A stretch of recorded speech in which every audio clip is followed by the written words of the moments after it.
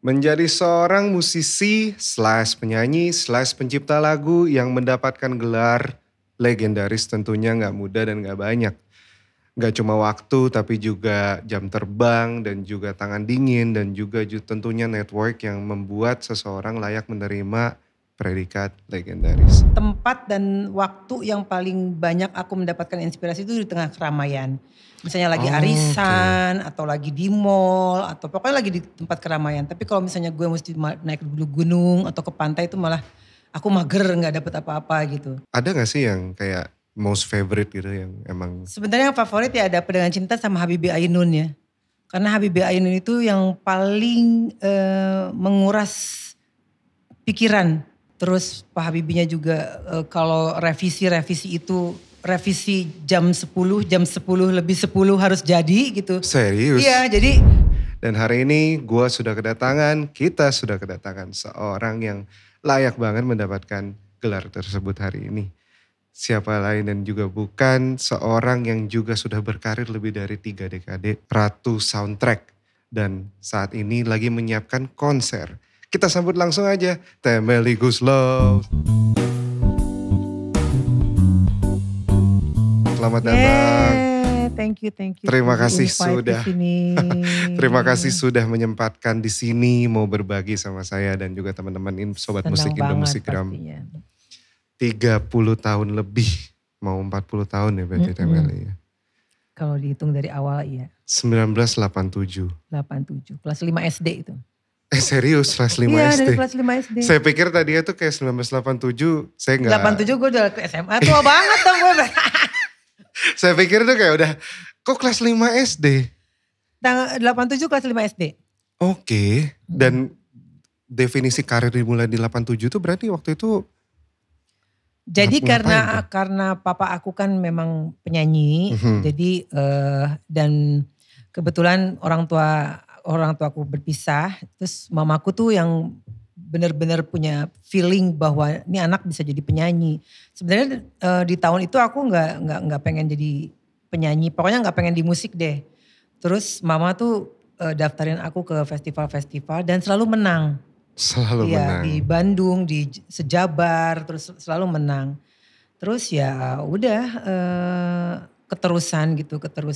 Terus karena dari dulu memang introvert, jadi nggak pernah bisa ngomong langsung sama orang. Kalau misalnya lagi marah, lagi kesel sama nyokap atau sama temen, pasti nulis surat.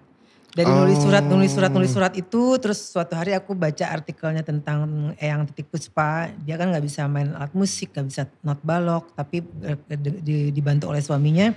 Dia bisa menghasilkan lagu yang banyak sekali. Nah dari situ terus aku bikin lagu. Jadi bikin lagu dari kelas 5 SD. Oh gitu. Dari 87. Inspirasi waktu itu tuh lagi dengerin siapa waktu? Nah ngomong inspirasi, makanya aku selalu percaya bahwa semua manusia di dunia ini bisa bikin lagu. Karena sebenarnya kalau ngomongin inspirasi aku sempit banget ya. Karena introvert juga, jadi pengetahuanku tentang musik juga gak banyak gitu ya. Aku saat itu cuman suka sama karya-karyanya Titik Puspa kalau yang senior. Terus yang pada saat itu lagi aku suka cuman denger lagunya Ruth Sahanaya waktu itu ya. Jadi sebenarnya pengetahuan musiknya minim banget. Cuman karena kita tuh dari dalam perut gitu, di dalam perut nyokap itu kan pasti udah denger melodi orang ngomong ada melodinya. Terus apa yang didengar sama ibu kita pada saat kita di dalam perut itu juga pasti terekam di dalam memori kita. Jadi semua manusia di kepalanya ada harmoni dan itu terbukti di aku bisa membuat musik dengan senandung aja. Oke, tapi ada gak yang Temely bikin waktu masih SD itu yang akhirnya sampai sekarang masih everlasting? Ada catatanku. Catatanku yang dijanjiin sama Baim itu aku bikin waktu aku SD dulu. Dan masih relevan gitu akhirnya? Iya. Oke, dan kalau misalnya kita bicara lahir di keluarga yang memang influence musiknya besar nih ya. Temely sendiri ngelihat peran keluarga tuh besar gak sih dalam apa yang membuat Temely kayak sekarang nih? Pasti, yang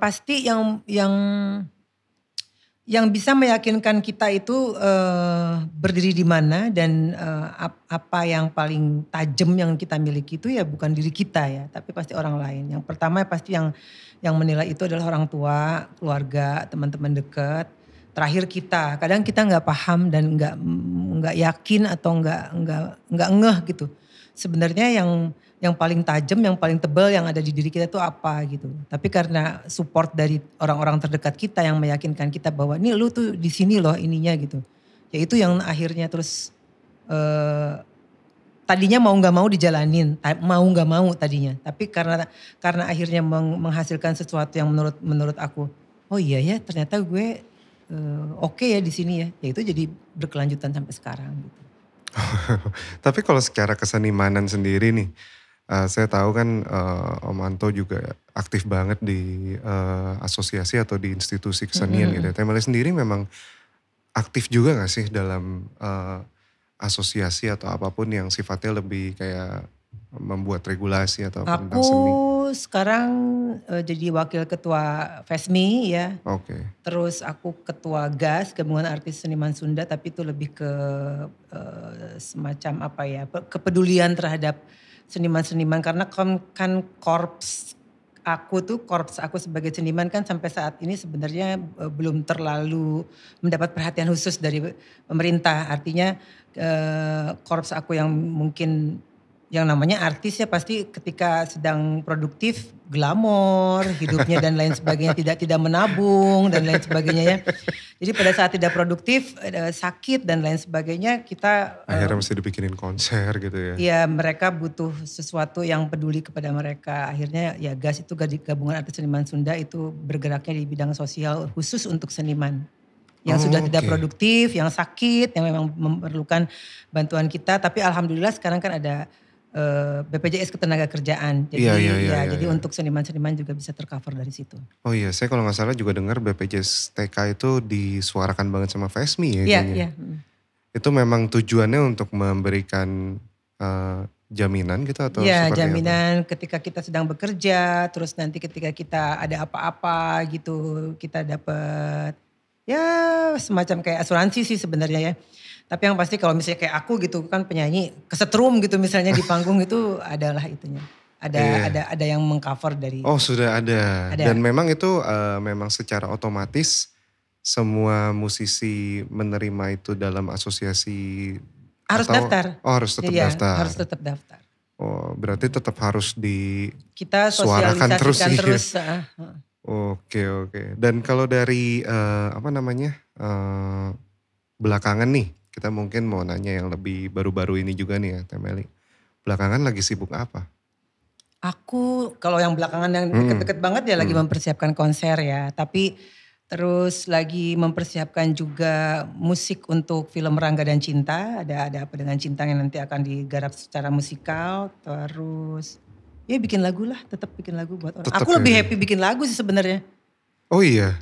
Karena kan di belakang layar gak usah dandan, gak usah make up gitu ya. Gak seperti yang di depan layar, di belakang layar tuh dan itu gak ada waktu surut gitu. Artinya aku udah tua juga masih bisa lah kalau bikin lagu insya Allah.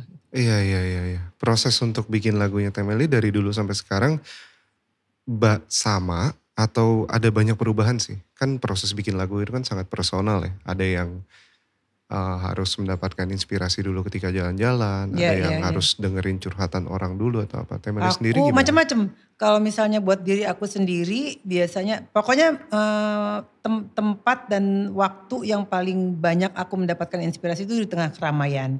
Misalnya lagi arisan atau lagi di mall atau pokoknya lagi di tempat keramaian. Tapi kalau misalnya gue mesti naik dulu gunung atau ke pantai itu malah aku mager gak dapet apa-apa gitu. Oh gitu. Tapi ada beberapa penyanyi juga yang memang senangnya curhat dulu untuk mendapatkan lagunya.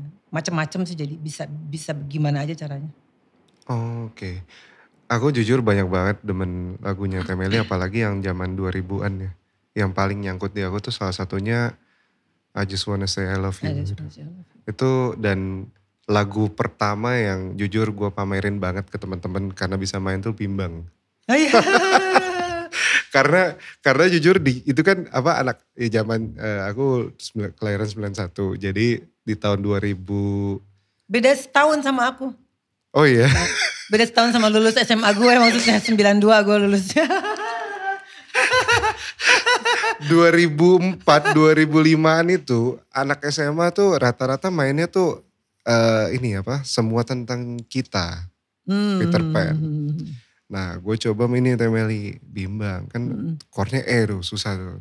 Dung teng teng teng, wah gue bilang nih kayaknya kalau main ini lebih dilihat nih dibanding semua tentang kita, soalnya semuanya main tuh kan gampang, chordnya di C, ini kayak susah nih beda nih. Nah itu waktu pas bikin, mungkin spesifik nanya 2 lagu itu ya, itu proses songwritingnya gimana tuh? Jadi gini, aku kan nggak ngerti alat musik, nggak ngerti not balok. Jadi kalau nyiptain lagu senandung. Itu aku kasih ke Mas Anto gitu.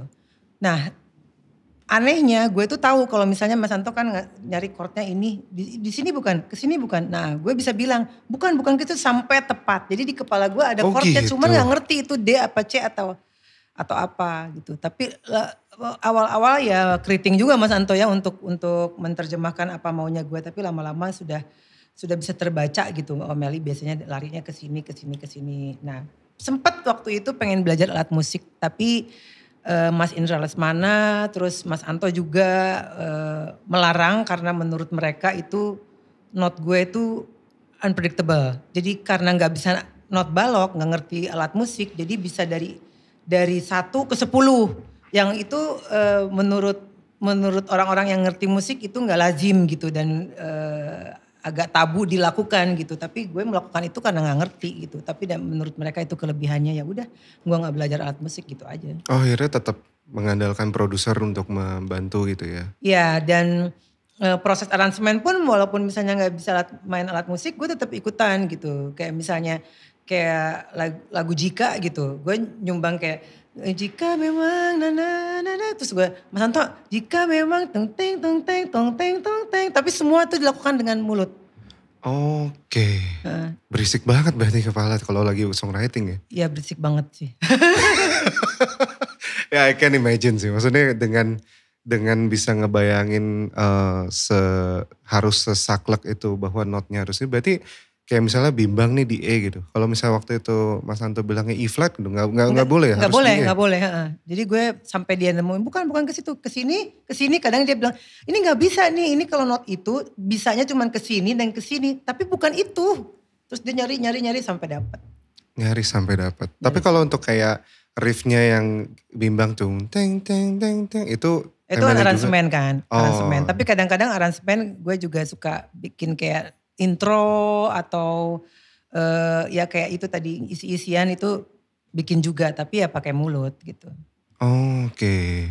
Terus kalau I Just Wanna Say I Love You itu? I Just Wanna Say I Love You itu waktu itu lagi bikin lagu buat potret kan ya. Terus dapatnya notasi dulu karena gue tuh suka ngarang aja pakai bahasa Inggris apa ngaco gitu ya. Pokoknya yang penting enak dulu didengar gitu, ada liriknya. Nah terus pada saat bikin itu yang keluar di kepala gue adalah I Just Wanna Say I Love You. I just wanna say I love you. Karena kan belum ada liriknya, jadi dari ujung sampai ujung I just wanna say I love you aja gitu. Terus pas proses rekaman Aksan bilang, udah ada Mel liriknya Mel. Terus gue bilang, I just wanna say I love you itu kan I just wanna say I love you, kayaknya gak usah di breakdown lagi deh, udah jelas kalau gue cinta sama lu ya udah gitu. Udah aja gini aja ya liriknya, yang bener lu Mel, gila lu. Udahlah gini aja lah gitu. Mau ada karena potret itu untungnya nih, potret itu adalah mungkin bukan salah satu band tapi satu-satunya band yang gak peduli sama laku apa enggak. Jadi pokoknya kalau gue pengen bikin ini gini aja gitu. Kalau lu mau beli ya alhamdulillah, kalau gak beli ya udah gitu. Itu kelebihannya potret dari band-band lain. Dan waktu itu juga tergabung dalam label gak ya Temeli? Aquarius juga gak, Pak Oo gak ada kayak. Pak Oo masa gini sih liriknya. Hanya untuk potret kayaknya Pak Oo menyerah biasanya. Dan kita gak pernah, kalau band-band lain biasanya store lagu dulu, nanti mereka kurasi gitu, yang ini masuk, yang ini enggak, yang ini potret enggak. Potret pokoknya kita store ke mereka udah jadi, set tinggal rilis. Gitu. Udah jadi. Iya. Berarti kayak A&R atau executive producer gak ada suara untuk. Paling mereka yang kayak di album yang salah itu mereka bilang ini semua lagunya berat. Gue minta 3 lagu lagi tambah ya, kita tambah 3 lagu. Tapi belum pernah tuh di apa namanya di kotak-atik gitu, belum pernah. Paling minta tambahan lagu aja. Oh, oke. Ini luar biasa banget nih ya berarti ya. Nih ibaratnya nih VIP card nih beda nih sama musisi-musisi lain yang mungkin masih merintis. Tapi ngomong-ngomong lagu Salah ya. Itu lagu kalau kita search di Spotify atau di platform apapun gitu banyak banget versinya. Ada versi soundtrack film dari si Zara, Iya. ada versi punk dari siapa tuh ya, Pee Wee Gaskins ya, iya. Dan ada versi Rizky Febian juga kalau nggak salah. Temeli sendiri mungkin ngelihat kan banyak nih musisi yang kayak punya pandangannya masing-masing terhadap cover artis, musisi cover. Temeli sendiri ngelihatnya gimana terhadap musisi cover? Kalau buat gue sebuah lagu itu juga salah satunya bisa dianggap berhasil itu jika diminati oleh generasi selanjutnya ya. Dan yang unik adalah karena gue juga punya anak yang generasi sekarang gitu ya, Gen Z. Jadi gue juga lumayan meresearch lewat mereka kenapa sih kok suka lagu-lagu tahun 90-an gitu. Padahal lagu-lagu sekarang kan banyak. Ya mungkin kalau analisa gue karena pada tahun itu kita sangat banyak punya cukup waktu untuk ngulik. Jadi kayak dulu kalau misalnya kita bikin lagu Salah itu kita ulik dari intronya apa, interlude-nya apa, interlude-nya teng teng teng teng teng teng teng teng teng teng teng teng. Itu si Ari Ayunir dulu drummernya ya. Bunyinya ini, terus Mas Anto bilang, oke, bunyinya ini, apa? Pakai Rickenbacker, pakai Fender atau apa? Sekarang nggak ada waktu. Sekarang semua rilis album, rilis single itu yang dipikirin adalah play method kan ya. Bagaimana caranya viral di satu aplikasi. Jadi udah nggak punya waktu lagi untuk mikirin ini soundnya mau pakai Rhodes atau mau pakai piano. Piano juga macam-macam mereknya, antara merek lain dan merek lain juga bunyinya berbeda. Itu menurut aku udah nggak ada punya cukup waktu sekarang. Itu yang membedakan musik 90-an sama musik sekarang. Oh, oke. Dan memang menurut Emily sendiri kenapa lagu itu yang bisa dibilang salah satu, mungkin bukan cuma itu lagu Temeli yang banyak versi official covernya. Tapi kenapa lagu itu yang bisa dibilang salah satu yang paling banyak versinya sih? Apakah karena paling diminati sama... Mungkin yang sekarang banyak dicongkel sama Senopati Gang gitu ya. Lagu itu sama Bagaikan Langit ya mungkin jadinya Senoparty gitu ya. Yeah. Kan kalau kita ke Senopati pasti lagu itu yang dicongkel sama anak-anak klub sekarang gitu. Mungkin itu aja mungkin. Tapi aku sih thank you banget gitu ya anak-anak sekarang banyak mengcover lagu-lagu gue, terutama lagu Salah ya seneng banget alhamdulillah. Menurut Amelia apa gara-gara lagu itu nakal gitu secara lirik? Ngomongin soal nakal sebenarnya Potret itu termasuk yang mendobrak. Jadi waktu itu zaman gue itu ada lagu Gelas-gelas kaca Nia Daniati, Hati yang luka. Pokoknya semua objek penderitanya adalah perempuan. Jadi pada waktu gue bikin Potret itu lagu pertama kan Terbujuk tuh ya. Tentang cewek matre kan. Jadi waktu itu gue bilang sama teman-teman di Potret. Bosen gue ngelihat cewek jadi objek penderita. Yang padahal cewek juga bisa nakal, bisa mainin cowok dan lain sebagainya. Terciptalah lagu Terbujuk. Pada saat itu album Potret pertama itu orang masih bengong. Masih kayak kok liriknya gini ya apa ya gitu. Terus musiknya juga minimalis kayak belum selesai aransemennya apa gimana gitu. Baru lagu kedua album kedua yang Salah itu baru orang baru bisa menerima gitu. Oh jadi memang bisa dibilang kemunculan album Salah dan Potret adalah salah satu pionir dalam suara cewek yang lebih gak sebagai korban gitu ya. Tapi menurut gue dalam musik, dalam lagu itu juga kita gak bisa bicarain soal bahwa ini khusus untuk perempuan, khusus untuk laki-laki. Karena terbukti dengan lagu Salah itu yang menikmati lagu si cowok-cowok juga. Kalau misalnya di klub itu cowok-cowok ikut padahal lagunya tuh lagi ngomongin mereka loh gitu. Selama ini aku... Iya jadi sebenarnya ya kayak lagu-lagu Korea kan kita juga denger gak ngerti tapi ya nikmatin aja gitu. Iya. Oh berarti waktu pas bikin lagu Salah itu awalnya kenapa drum teng teng teng teng gitu itu juga dibahasnya lama tuh. Lama. Kita selalu membahas intro, interlude, koda itu lama. Dan yang itu kan mainnya bareng tuh ya. Ya, itu Dan itu juga diciptakan menjadi oleh Ari Ayunir pakai mulut juga. dan itu kan sampai detik ini menjadi bagian terseru ketika Temeli live perform. Iya. Karena biasanya ada yang gininya lah. Itu dari dulu waktu pertama tampil memang udah begitu, ada joget-jogetnya gitu.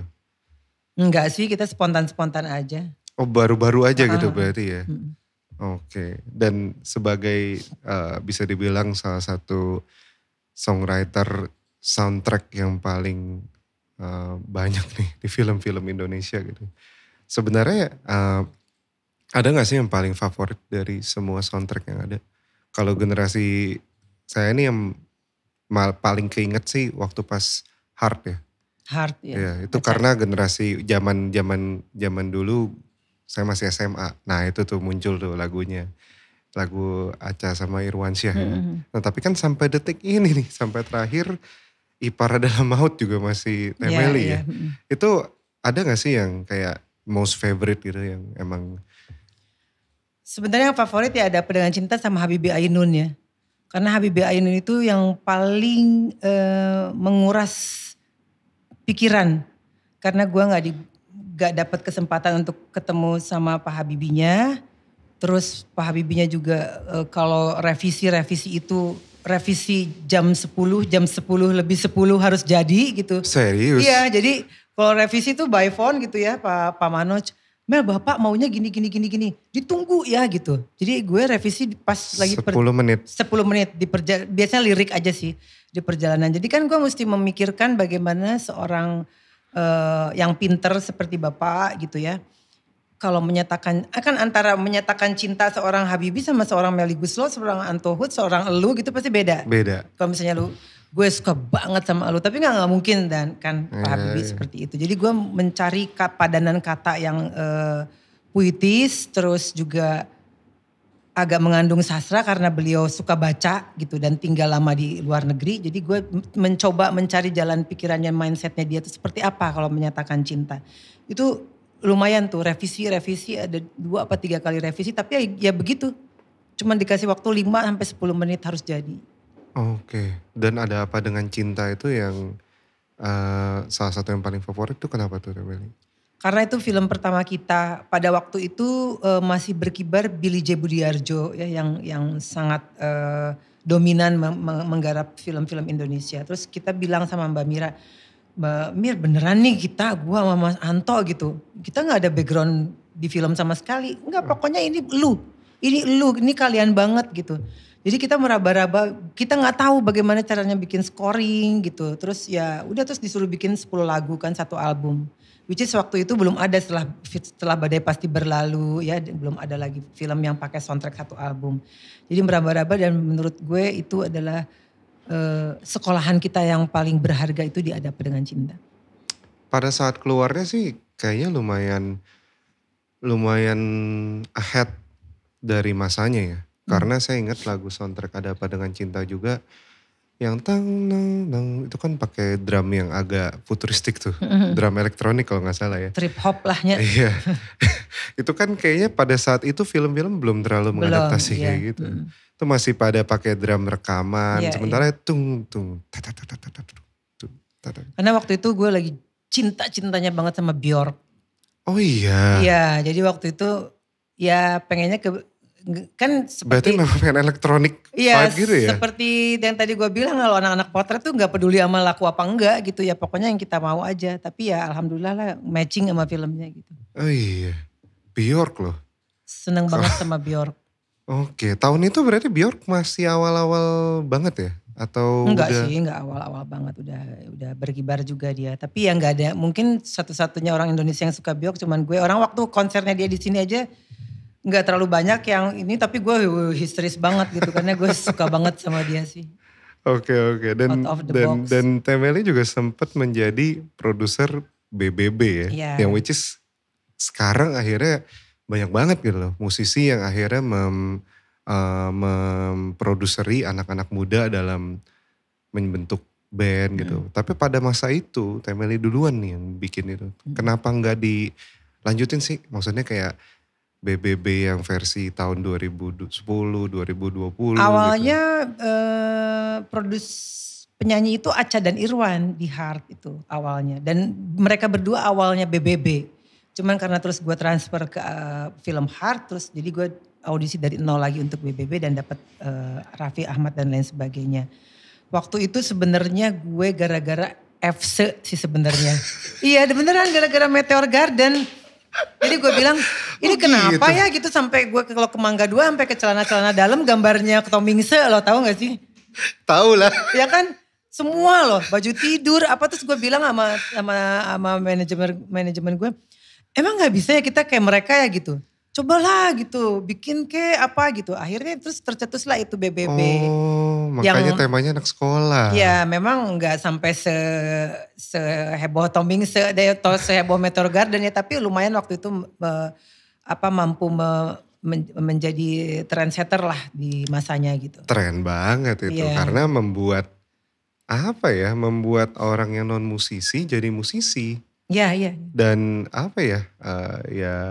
Walaupun waktu itu banyak pro dan kontra ya karena wah kok apalah gitu mereka nggak bisa nyanyi dan lain sebagainya. Cuman kalau bagi gue as a producer gitu, musik itu seperti supermarket gitu. Harusnya industri musik itu seperti supermarket. Jadi kalau kita masuk ke supermarket kita akan nemuin buah-buahan, permen gitu ya, mie instan, daging dan lain sebagainya. Nah buat gue tuh BBB adalah permen. Jadi kalau dalam satu industri itu harus ada semua itu kalau mau seru gitu.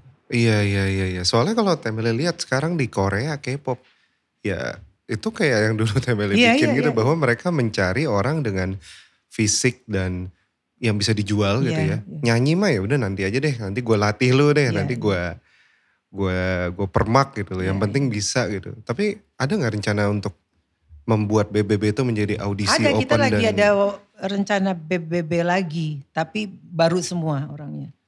Wah itu ditunggu banget tuh. Audisi lagi. Berarti bakal audisi, bakal dibikinin lagunya, bakal... Film.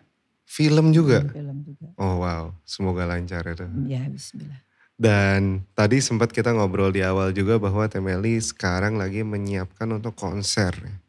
Kalau boleh tahu nih sebelum kita ngobrol lanjut mengenai konser ini konser keberapa kali? Ini konser ketiga kalau di Indonesia. Jadi aku pernah konser 2003 apa ya. Habis itu terus 2009. 2009 konser pertama, konser keduanya 2013. Terus udah lama gak konser. Konser tunggal ya. Baru sekarang mau konser lagi nanti. Oh berarti 2003, 2013? 2009, 2013 sama sekarang. 2009, 2013. Oh gap yang paling gedenya berarti sekarang ya? Karena 11 tahun ya udah ya. Kita kayaknya biar ngobrol asik kita langsung panggil bukan perwakilan kayaknya ini. Dari promotornya ya, promotor. Pak Budi nih. Silakan Pak Budi. Wih, selamat datang Pak Budi, silakan. Nah, tahun 2013 terakhir dan 2024 akan mengadakan konser lagi nih. Ini intro awalnya gimana nih Pak Budi dan Temeli nih? Aloka sendiri kan kalau saya lihat di IG-nya terakhir mengadakan konser Noah ya? Ya betul. Berarti ini of Noah, ya. Berarti ini konser setelah Noah gitu ya? Betul sekali. Ini gimana nih awal mula tercetus ide untuk mengadakan The Greatest Melly Goeslaw Everlasting Harmony? Ya jadi setelah kita memang membuat konser yang spesial ya buat Noah saat itu. Ya saya ingin membuat satu konser yang memang bukan hanya sekedar musik yang ditampilkan di atas panggung, tapi experience dari penonton yang bisa merasakan perjalanan musik mereka, visual, stage show atraktif dan luar biasa lah seperti itu. Itu cukup happening lah. Artinya The Great Journey of Noah kemarin ini di Ancol itu full house dan kemudian sangat sukses sekali ya dan saat itu dan juga kedatangan Pak Jokowi dan Ibu Iriana saat itu. Wow. Ya jadi luar biasa lah. Setelah itu memang kita mencari musisi berikutnya gitu ya. Memang cukup punya karya atraktif yang juga luar biasa yang hampir sama gitu ya. Yang kita bisa tampilkan kembali lagi dengan style kita juga gitu. Dan kita memang lakukan research dulu gitu. Dan kemudian seperti yang tadi juga Temeli juga sampaikan, menarik sekali buat saya. Setelah saya melihat semuanya, karya beliau dan kemudian musik dan sebagainya.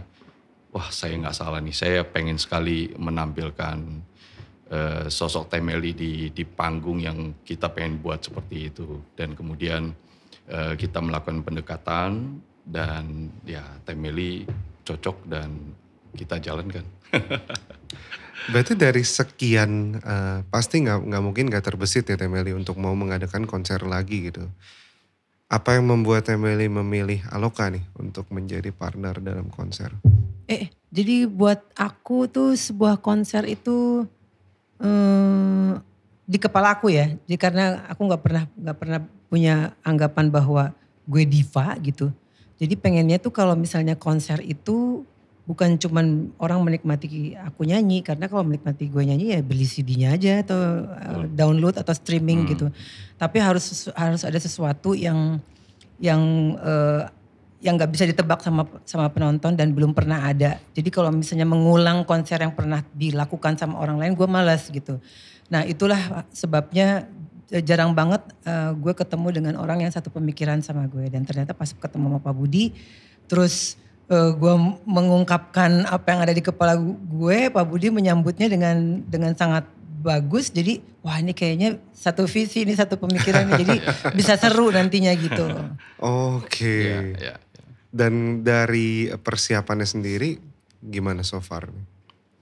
So far kita udah mempersiapkan yang pasti repertoar ya, lagu-lagunya, terus bintang tamunya juga, terus fisik pastinya sekarang gue udah mulai pilates karena nanti gue akan melakukan atraksi yang belum pernah dilakukan oleh penyanyi manapun.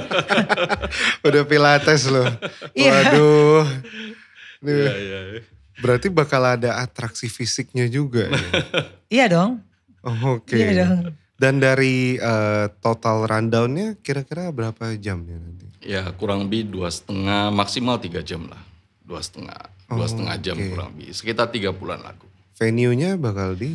Ya venue-nya di BCT International Stadium. Jadi memang itu di Ancol ya indoor setting yang memang juga sering sekali dipakai oleh musisi internasional. Betul. Ya jadi setting ruangan itu sangat memungkinkan saya untuk membuat stage performance yang berbeda lah.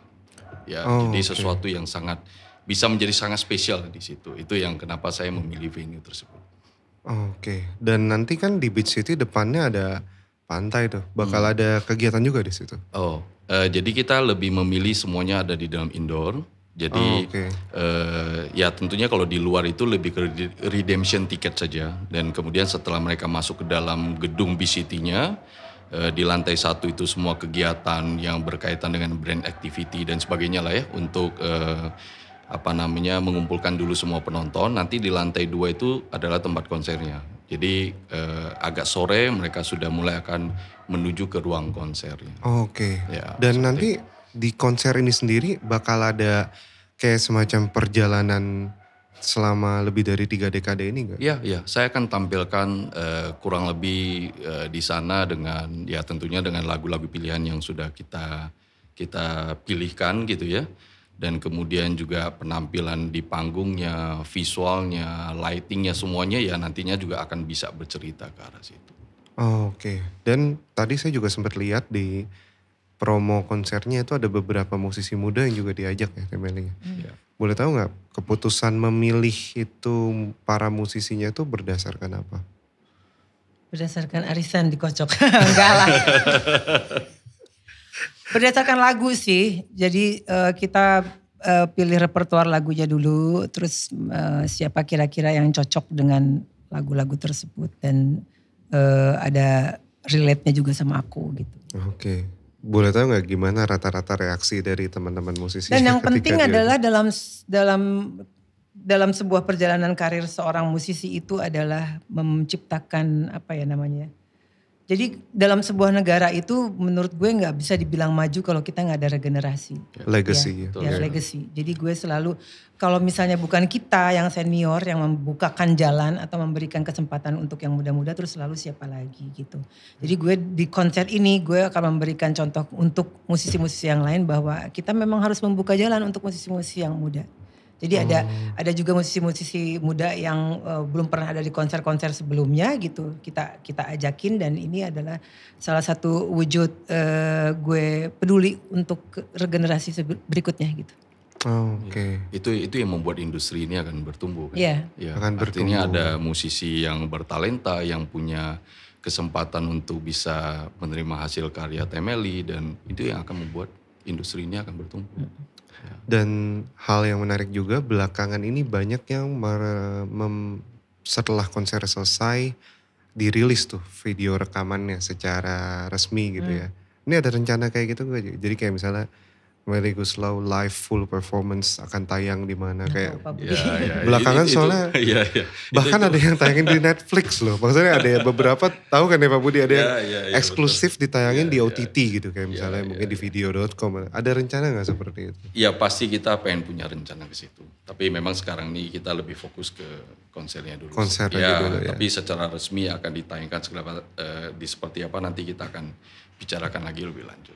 Soalnya saya inget banget konser almarhum Glenn yang di Java Jazz. Itu kan direkam dan dijual dalam bentuk CD, DVD pada tahun itu. Saya beli lah dan akhirnya itu menjadi kayak salah satu collectible item lah buat fans sekali, gitu. Dan saya lihat sekarang mungkin nanti ada yang nggak bisa datang dengan karena atau mungkin di luar negeri gitu ya. Itu kalau memang bisa ada menarik banget ya. Ya betul. Itu juga memang yang kita siapkan juga waktu kemarin The Great Journey of Noah. Jadi memang resminya juga belum pernah dirilis ya, itu sama sekali. Jadi memang kita juga sedang siapkan perjalanannya. Jadi sama juga dengan Temeli.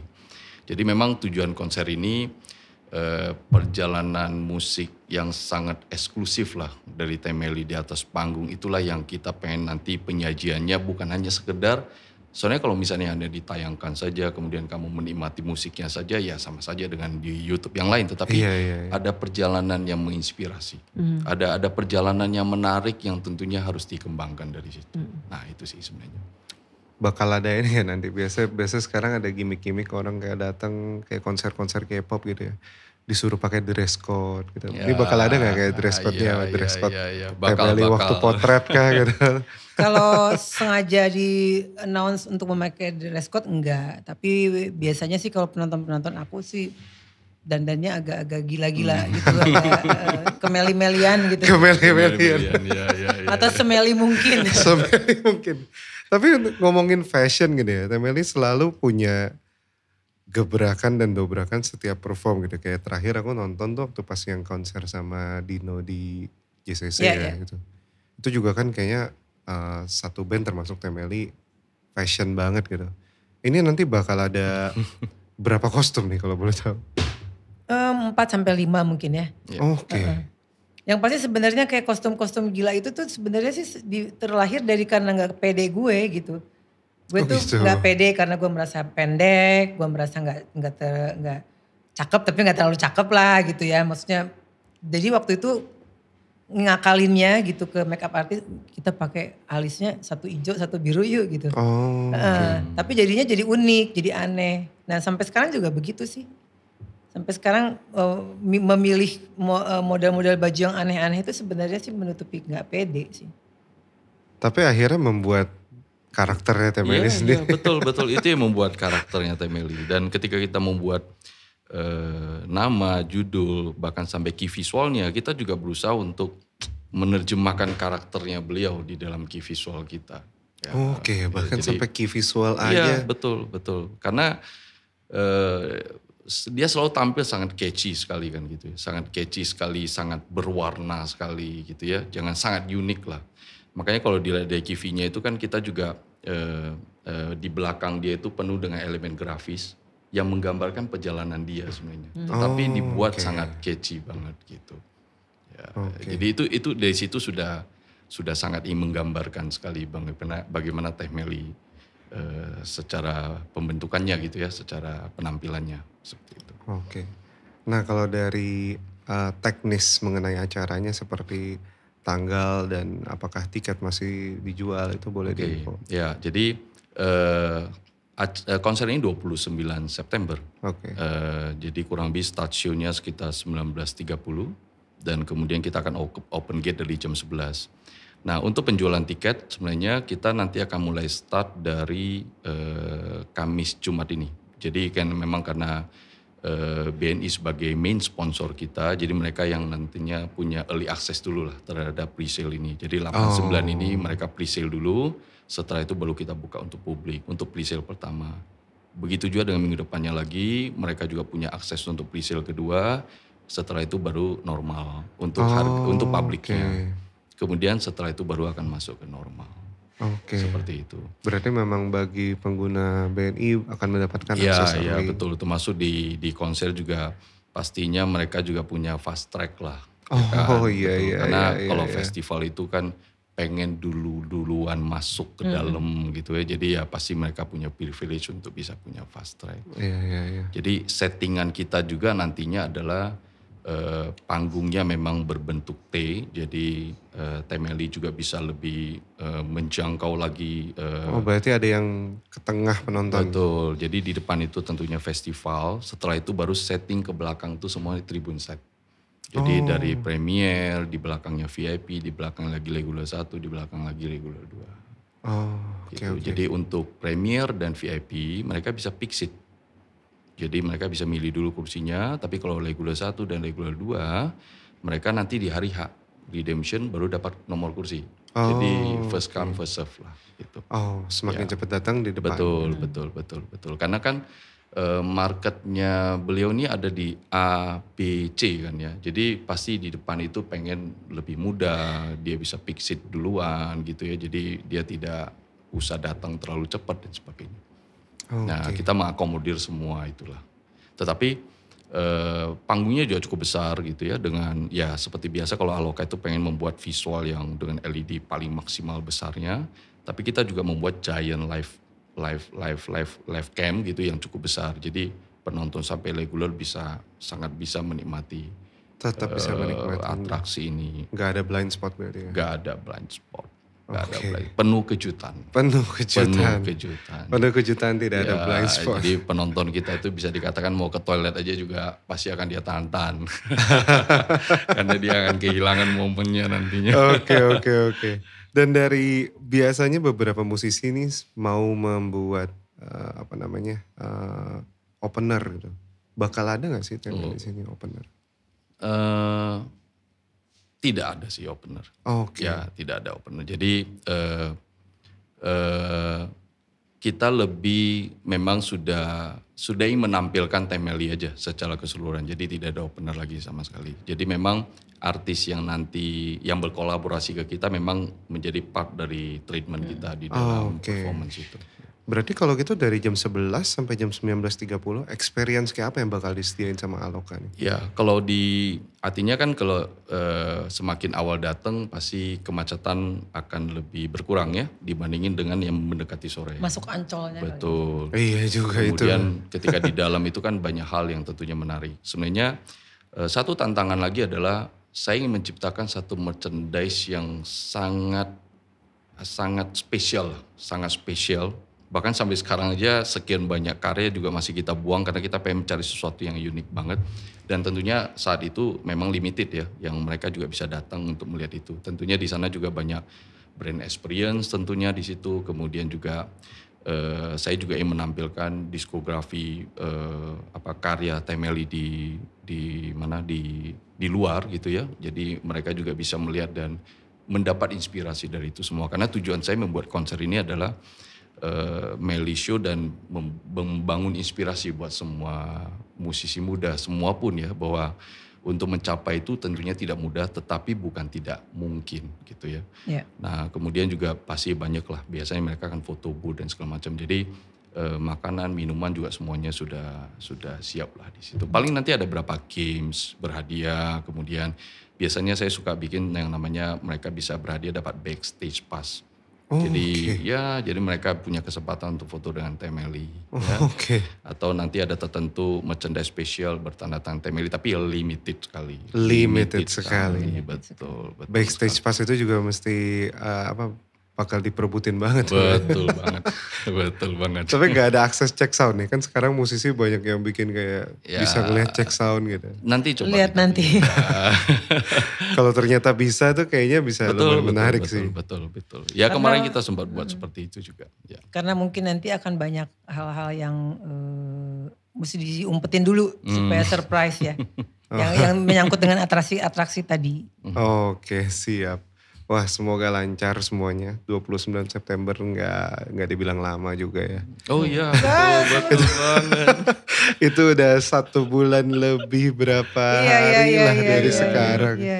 Semoga lancar, semoga Amin, sehat amin. selalu. Thank you. Pak Budi dan Teh Meli, Ya. semoga Amin, sehat amin. selalu. Karena kesehatan menurut saya ujung-ujungnya adalah currency termahal kita. Betul. lah. Betul. Makasih banyak udah sharing hari ini. Makasih Semoga- juga Terima udah kasih invite ke banyak. sini. Thank you. Saya yakin kalau kita ngobrolin lebih lanjut mengenai promotor atau Teh Meli nggak akan habis 4 jam kan. Sangat gak akan habis. Ini bikin konser saja untuk 1 hari juga menurut saya masih belum habis. Iya lagunya masih banyak kata Pak Budi. Ini nggak dibawain, ini nggak dibawain. Nggak bisa, panjang banget deh kalau dibawain semua. Tapi kan masih ada ruang untuk encore lah. encore. Betul. Iya.